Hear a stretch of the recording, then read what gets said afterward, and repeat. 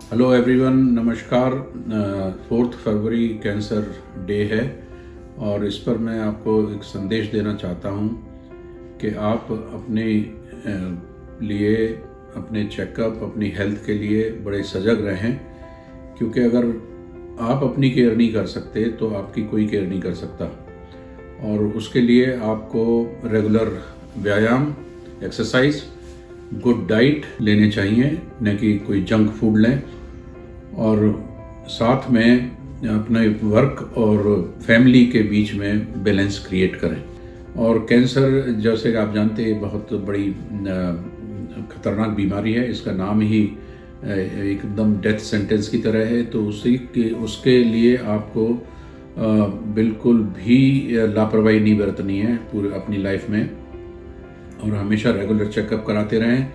कोई भी कंप्लेंट होने पर, छोटी मोटी भी, जैसे कहीं से ब्लड आता है नाक से, मुंह से, मोशन के रास्ते या यूरिन के रास्ते या कान से, तो उसे चेकअप कराएं। या फिर कोई भी नोड्यूल है, कहीं पे गांठ है, उस भी डॉक्टर की सलाह लें। या कोई और आपको लॉस ऑफ एपेटाइट है, भूख कम हो गई है, वजन गिर रहा है, तब भी डॉक्टर के पास इमीडिएटली जाएं। और जो भी वो रेगुलर चेकअप बताते हैं उसके बाद में भी वो करते रहें, क्योंकि आपको अपना ध्यान नहीं रखेंगे तो आगे आपके लिए कोई कुछ नहीं कर सकता। और एक चीज़ जो लास्ट में मैं बोलना चाहूँगा वो ये है कि cancer is curable if detected early. हमारे देश में हर साल 8 लाख के करीब नए कैंसर केस पाए जाते हैं, जिनमें से 30 से 50% केस तंबाकू, गुटखा, पान, सिगरेट, बीड़ी इत्यादि इनके सेवन से होता है। और करीब करीब 10 से 20% केस ऐसे होते हैं जो प्रदूषण, पर्यावरण, जीवन शैली, संक्रमण इत्यादि के साथ पॉजिटिव होते हैं। तो कुल मिला करके करीब करीब 70% केस ऐसे होते हैं हमारे देश में जहाँ पे बचाव संभव है, प्रिवेंटिव स्क्रीनिंग भी संभव है। और ये केस है mostly oral cancer, breast cancer, cervical cancer इत्यादि। दुनिया में 10 मिलियन मीन्स 1 करोड़ नए पेशेंट्स कैंसर के देखे जाते हैं और लगभग 2/3 लोग कैंसर से जो पीड़ित होते हैं वो मर जाते हैं। और 70% लोग जो हैं वो अंडर डेवलप्ड कंट्रीज में होते हैं, जहां रिसोर्सेस कम हैं और प्रॉब्लम ज्यादा है और उनको मैनेज करना बड़ा मुश्किल होता है। हमने अवेयरनेस क्रिएट करनी है। एज ए मेडिकल प्रोफेशनल मेरा काम है मैं अवेयरनेस क्रिएट करूं पब्लिक के अंदर कि कैंसर क्या है, इसकी रोकथाम कैसे हो सकती है, क्यों होता है ये, और वर्चुअली आप नॉर्मल लाइफ लीड करते हो कैंसर अगर क्योर हो जाता है। On the eve of the World Cancer Day, I wish to tell you some very important points.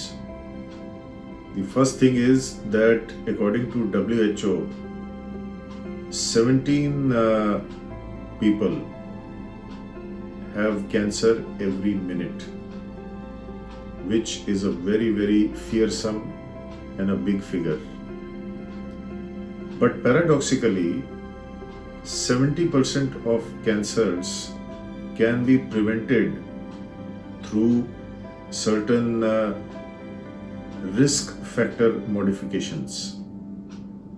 Now, when I say risk factor modifications, I mean smoking, taking alcohol, then the sedentary lifestyle which has taken over in the past 2 years because of COVID and because of the other factors which are associated with the socio-economic problems. So if you can control or if you can just tweak these risk factors, then it is said that most of these cancers can be controllable or they can be modified, or we can take care of these processes very effectively. World Cancer Day is an international day marked on 4th of February every year to raise awareness of cancer, its prevention, detection and treatment. The World Cancer Day word was given by the UICC, International Union Against Cancer, way back in 2000, with an idea or primary goal is to significantly reduce the illness and the deaths by the cancer. हर साल UICC एक theme देता है इसको world cancer day को celebrate करने के लिए. इस साल की थीम है क्लोज द केयर गैप, माने जो हमारे पेशेंट के ट्रीटमेंट में हमारे देश में बल्कि विदेशों में भी एक गैप है, उस गैप को हमें रिड्यूस करना है. जो इनइक्वालिटी है ट्रीटमेंट के लिए, लाइक कहीं पे बहुत अच्छी सुविधाएं हैं, कहीं पे उतनी अच्छी सुविधाएं अवेलेबल नहीं हैं. तो हमें इस ओकेजन पे इस गैप को, इस इनइक्वालिटी को रिड्यूस करना है और एक पेशेंट को एक जैसी होमोजीनियस सेवाएं प्रदान करना है. Not so long before, the big C used to refer to cancer, but in the last 2 years, the big C now refers to COVID. But हमें ये समझना पड़ेगा, हमें ये याद रखना पड़ेगा कि कैंसर अभी खत्म नहीं हुआ है. चाहे कोविड पैंडेमिक हो या कोविड पैंडेमिक नहीं हो, कैंसर का इलाज करना बहुत ज़रूरी है. पिछले 2 साल में बहुत सारे हमारे मरीज हैं जो कोविड पैंडेमिक के चलते हमारे पास इलाज करने, फॉलोअप करने नहीं आए हैं. इसके कॉन्सिक्वेंसेस बहुत डिजास्टर्स हैं. पेशेंट्स की बीमारियां जो है वो बढ़ जाती हैं. We need to remember that the big C refers to cancer and not to the COVID. All the hospitals have taken all the precautions to treat people with cancer and COVID.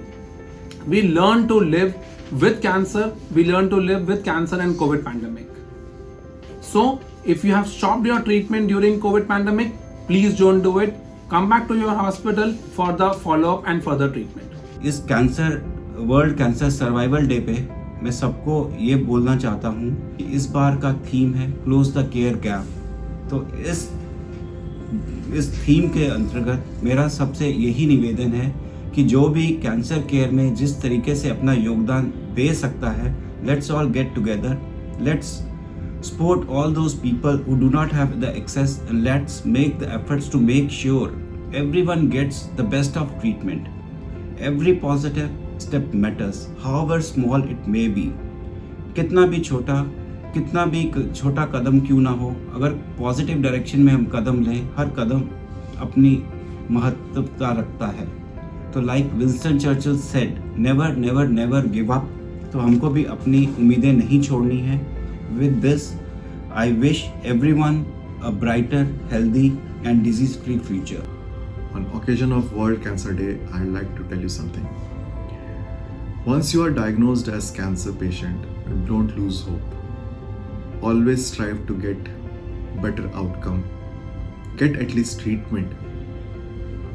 Whatever the treatment may be, whatever we can afford, whatever we can, the best suited for the patient. At least try.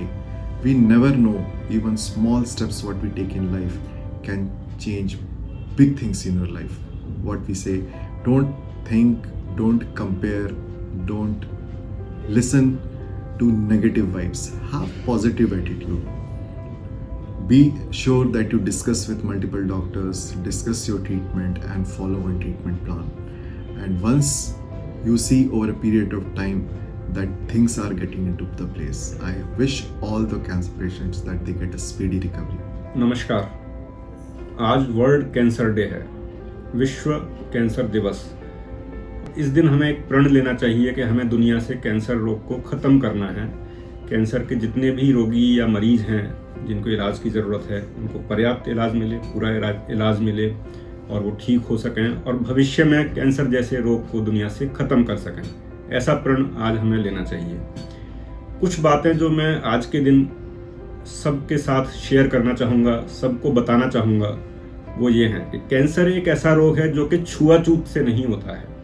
तो किसी भी व्यक्ति को जिसको cancer रोग हुआ है, जिसका इलाज चल रहा है या नहीं चल रहा है, हमें विशेष रूप से ध्यान रखना चाहिए कि हम उसके साथ छुआछूत का बर्ताव न करें, उसको छूने से परहेज न करें, उसके साथ बैठने से, उसके साथ बात करने से परहेज न करें. केवल मात्र इतना कर देने से ही एक बहुत बड़ा कैंसर के व्यक्ति को बहुत बड़ा संबल, बहुत बड़ा सपोर्ट मिलता है और उसको उस रोग से लड़ने के लिए शक्ति मिलेगी निश्चित रूप से। दूसरा संदेश ये कि जो कैंसर हैं उनमें विशेष रूप से रक्त कैंसर, क्योंकि मैं रक्त कैंसर का विशेषज्ञ हूँ, इसी नाते ये बात बताना चाहूँगा कि रक्त कैंसर में कुछ ऐसी बीमारियां हैं जिनका इलाज बोन मैरो ट्रांसप्लांट या स्टेम सेल ट्रांसप्लांट द्वारा संभव होता है। और स्टेम सेल ट्रांसप्लांट एक ऐसा ट्रीटमेंट है जो कि निश्चित रूप से काफ़ी तेज इलाज है, तकलीफ देह भी है, लेकिन कैंसर को जड़ से समूल नष्ट करने की क्षमता भी रखता है। तो आज के दिन एक आम आदमी के लिए मेरा एक संदेश है कि स्टेम सेल डोनेट करना है, बोन मैरो डोनेट करना एक बहुत ही साधारण सा प्रोसीजर है, साधारण सा प्रक्रिया है। स्टेम सेल देने से या बोन मैरो डोनेट करने से किसी को कोई नुकसान नहीं होता है, किसी के शरीर में कोई कमी नहीं आती है, और एक हेल्दी व्यक्ति, सामान्य व्यक्ति जिसकी उम्र 70 वर्ष से कम हो, वो स्टेम सेल कभी भी डोनेट कर सकता है और कितनी ही बार डोनेट कर सकता है। तो स्टेम सेल या बोन मैरो डोनेट करना एक सामान्य प्रक्रिया है, इस चीज़ को ध्यान में रखें। कभी भी अगर ज़रूरत पड़ती है आपके परिवार के किसी सदस्य को या किसी बाहर के व्यक्ति को जिसको कि स्टेम सेल या बोन मैरो ट्रांसप्लांट से ठीक किया जा सकता है, तो आप कृपया पीछे ना हटें, उसके लिए सहर्ष आगे आकर स्टेम सेल या बोन मैरो डोनेट करें और उसको क्योर करने के लिए कोशिश करें, अपना एक महत्वपूर्ण भूमिका निभाएं। तो ये दो बहुत ही महत्वपूर्ण संदेश हैं आम जन के लिए। मैं समझता हूँ कि आप इसको सुनेंगे, समझेंगे। अगर कोई भी समस्या है, कोई भी मन में शंका है, तो उसको लेकर डॉक्टर से बातचीत करेंगे। धन्यवाद।